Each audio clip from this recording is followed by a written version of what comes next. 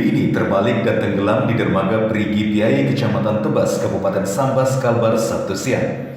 Dari video kiriman warga, sejumlah penumpang berusaha menyelamatkan diri yang ditolong warga sekitar lokasi dermaga dengan peralatan seadanya.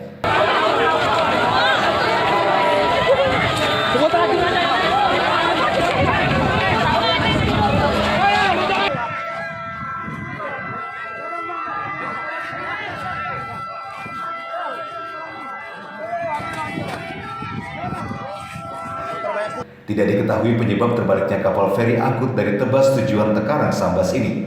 Namun sebelum kejadian, angin sedang kencang saat kapal feri tersebut ingin proses sandar ke dermaga. Selain penumpang, KMP Billy ini juga memuat sebanyak 11 truk bermuatan, 2 buah mobil pribadi dan 40 unit sepeda motor. Hingga Sabtu sore, belum diketahui apakah ada korban jiwa dari kejadian ini. Dari Sambas, Kalimantan Barat, Tim Liputan Kalsel 1net.